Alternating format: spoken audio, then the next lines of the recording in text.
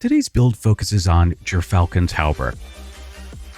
This is a Void Hunter build, and I have some different segments here of footage where I've been testing and running this build.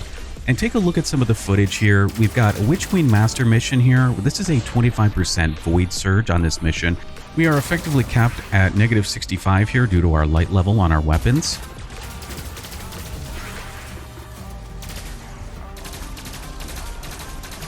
I thought it would be interesting to see how well this build would do in the Master mission. So we have some footage here being -65 with the power discrepancy.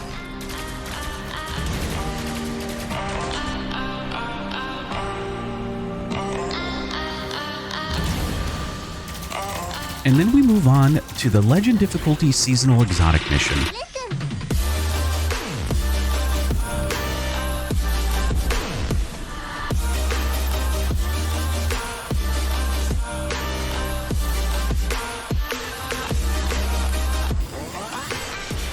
This is the legendary Witch Queen campaign, capped at -15 power level here. One of the more difficult bosses in the campaign. This mission was a little bit problematic when it initially released, so I wanted to take the build back here to give it a test to see how well it performed.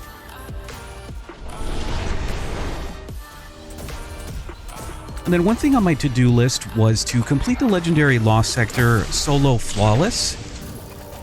I am -33 in this footage, but I felt confident with the build, so we decided to take the build in and see how well it would perform, because this was something that needed to be completed for the Guardian ranks.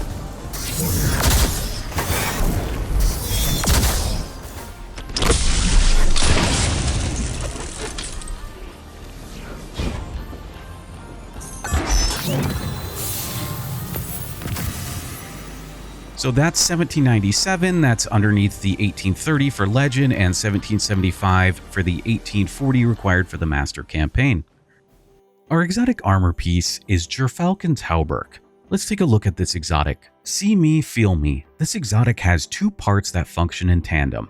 Coming out of invisibility will grant your void weapons volatile rounds, and performing finishers while invisible will also provide a burst of class ability energy. Let's take a look at a clip of this in action. In this clip, we perform a finisher while already invisible. I get a 5-second bonus to weapon damage and a huge burst of class ability energy. And then in our next clip, we perform our class ability and we activate the second part of this exotic's ability. We get our reserve overshield. Next, let's jump into looking at what void aspects are going to pair best with this exotic chest armor piece. Because Gyrfalcon's is about gaining volatile rounds when emerging from invisibility, we want to have a consistent way to become invisible, and that way is through the aspect Vanishing Step. When we activate our class ability, our dodge will become invisible. When we emerge from being invisible, we'll activate the exotic trait on our chest piece and gain volatile rounds. The second aspect of the build that ties everything together is Stylish Executioner. When we defeat any volatile target, we are granted invisibility and true sight. So after you use your first aspect to become invisible, you get the volatile round, you kill the enemy that's volatile, you'll get invisibility again, and you can just repeat this loop by securing another kill. While every class can capitalize on volatile flow this season, after the conclusion of this season and the removal of the artifact, this exotic is going to ensure that we're going to continuously have a way on the Hunter subclass to make enemies volatile. Because of that, this allows the build to be future-proof because it will not fall apart once the artifact mod rotates at the conclusion of the season. So it's really important that this build is thought of as something that you can run for future content. So it's not just temporary. Next, let's take a look at the void fragments that are going to pair well to fully flesh out this build here. Our first fragment is Echo of Cessation. Every volatile enemy that we defeat will create a void breach. A void breach is going to grant class ability energy. Our dodge is tied to that class ability, so when we need to restart the Gyrfalcon's loop, we have these in our back pocket to collect to help us keep our class ability off of cooldown. So let's take a look at this in action. I just performed my dodge. These enemies are weakened by this grenade. Once they're killed, we're going to get a void breach, and then we'll take a look at that. We pick it up, and we get about 10% class ability energy. Collecting these void breaches is very important because it ties into our next fragment, Echo of Starvation. Picking up a Void Breach or an Orb of Power grants Devour, so Void Breaches are going to give us class ability energy as well as activate the Devour perk. Because Void Breaches are going to activate Devour, when we have the Devour buff, every kill with Devour active will also provide us 15% grenade energy. So with these two fragments paired together, we have a way to gain class ability energy, activate Devour, get kills while we have Devour, and gain grenade energy. I think it's best to take a look at a visual representation, so once again I provided a clip here for us to take a look at of a demonstration. Now there are some other parts of the build here in effect, but I just wanted to show that I've wasted my grenade here on this enemy already and I kill him. I do have the Devour buff active, and we're going to take a look at the increase in the grenade energy just off of the kill that I'm securing there. So once we get that Void Breach and we get a kill, we're going to get 15% grenade energy. Our third fragment, Echo of Persistence, is going to pair so well with Echo of Starvation. Echo of Persistence is going to allow 3 Void subclass buffs to have an increased duration. Typically, without this fragment, Devour will cap at 10 seconds. With this fragment equipped, we can take Devour up to 15 seconds with more kills, picking up more Orbs of Power, or picking up additional Void Breaches. This is also great for when you're using weapons such as Vex Caliber, or anything that has the Repulsor Brace perk. Anything that provides Void Overshields, because it also increases the duration of those Void Overshields from perks or weapons such as those mentioned. Our fourth and final fragment of the build is Echo of Undermining. Echo of Undermining states that your Void Grenades will now weaken targets. This is an important part of the build because if our Volatile Rounds buff expires, we have a way to weaken targets. And then upon defeating those weakened targets, we'll be granted invisibility from the stylish Executioner aspect. Then, upon returning from invisibility, we're granted our Volatile Rounds back and we can repeat our gameplay loop that our exotic armor provides us. Now we're going to start looking at our armor mods. We're going to begin with our helmet here, and the first armor mod that I have on my helmet slotted is Heavy Ammo Finder. Increases the drop chance of heavy ammo on kills. The other thing that I want to mention is the math on ashes to assets. I didn't mention this in my previous build, but 1 copy provides 4.8% super energy on grenade kills, with 2 copies providing 5.2% and 3 copies 4.8%. So there's a lot of diminishing returns by having an additional copy, so it's not even worth it to have more than 1 copy at this point. And then additionally, the last armor mod that I have here is Harmonic Siphon, just so we can generate an additional orb here and there by using a void weapon. Many of you have asked where I've gotten some of this information for some of these numbers, and this Reddit post will be linked in the description.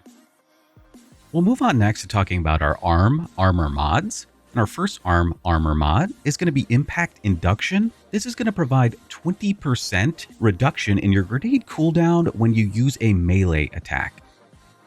The next armor mod that we're going to use on our arms here is 1 copy of Firepower. Your grenade final blows generate an orb of power. This is a guaranteed orb of power that you'll be able to create, and especially because your grenades weaken targets, that's going to help increase the potency of your grenade. When you get that orb, you're going to be able to get your Devour rolling. The third and final mod on our arms is Bolstering Detonation. This grants class ability energy when you cause damage with a grenade. 1 copy will provide 20% of our class ability when we cause damage with our grenade. And once again, this also follows that law of diminishing returns. 1 copy provides 20%, 2 copies will only provide 25%, and 3 is only 25% as well. But with that out of the way, let's move on to our chest mods. Our chest mod is going to have 1 copy of Concussive Dampener and 2 copies of Charged Up. What Charged Up is going to allow us to do is to raise our armor charges up past the traditional capacity that the game provides us. We'll be able to go up to 5 armor charges. This is going to be important, and you'll see that when we get into our cloak mods here in just a moment. I did provide a short clip here to give you an idea of the 5 armor stacks that we're going to be taking advantage of. You'll see that there on the screen there. So that gives you an idea of how many that we're actually going to be able to work with. And then we move on to our legs. We're going to be getting some ability energy and also have stacks on stacks. One important mod here is Orbs of Restoration. Picking up an Orb of Power grants a small amount of energy to your ability with the least energy. 1 copy will provide 10% to your least charged ability there. And then we also have 1 copy of Innervation. Innervation is going to reduce our grenade cooldown each time we pick up an Orb of Power by 10%, with diminishing returns for 13 and 15% at 2 and 3 copies. Our last leg mod is Stacks on Stacks. Picking up an Orb of Power grants us 1 additional armor charge. Take a look at the clip here. 2 stacks, pick up an orb, and we go up to 4. So when we move on to our cloak here, we're going to be closing a lot of the ability loops that we're creating. We do have Stacks on Stacks to get us an additional stack of an armor charge every time we pick up an orb. We've got a guaranteed way with our arms with Firepower to make an orb.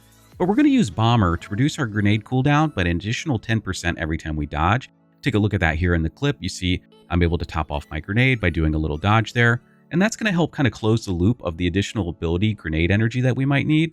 And then we also have one copy of Reaper. Reaper is going to be important because it's going to be a guaranteed way that we're going to generate an orb in this build, which is important because we're not only going to be getting orbs of restoration to restore our ability energy, but we're also going to be picking up orbs to get Devour. When we have Devour active, we're going to be getting a 15% grenade reduction every time we get a kill with Devour active. The Void Breaches are going to be out on the field as well. We're going to be picking those up to reduce our class ability energy and also extend our Devour, so that's also important. I know, and I know that's a lot of information come at you really quickly, so what I wanted to do is show a really good sequence of events here of how the build goes out. I have Devour active at this clip. I get a kill and I get that 15% grenade energy. I do throw my smoke, my melee, and I proc impact induction. That gives me 20% grenade energy. I then dodge. I get an additional 10% grenade energy from that dodge. My grenade returns at this point. I throw my grenade, and because I dodged and threw my grenade, I not only proc firepower on my arms, I proc Reaper from my cloak, and I also get 20% of my class ability back because of bolstering detonation from my arms. And then the important thing here, the final piece, is utility kickstart. Take a look, I've got 4 charges there and I dodge, and you can get an idea of how much energy that I'm going to get back there. So with this 1 copy of utility kickstart and 4 charges, you're going to get about 37.5%, but with 5, like in this clip, you're going to get 42.2% back. So the reason I went all in on utility kickstart is because the exotic chest piece really relies on going invisible to proc volatile, and if you are running harder content, you're going to want to make sure that you have that back for survivability. You don't have a rift and you don't have a barricade. It's not the same as other classes. It really relies on that.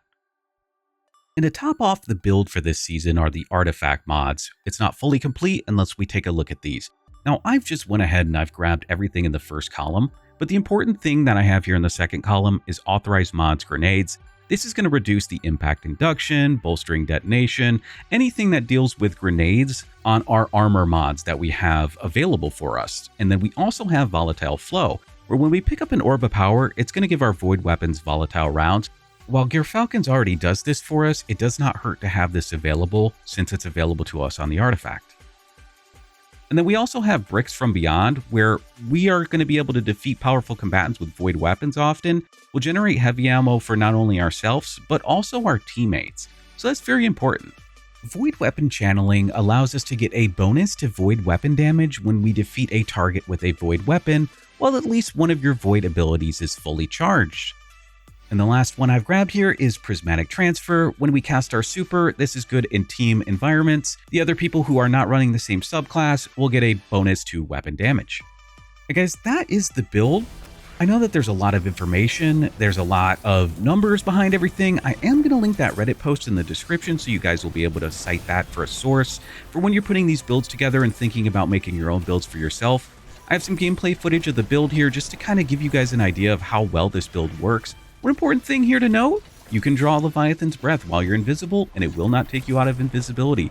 That's a very cool detail that not a lot of people know for running this build.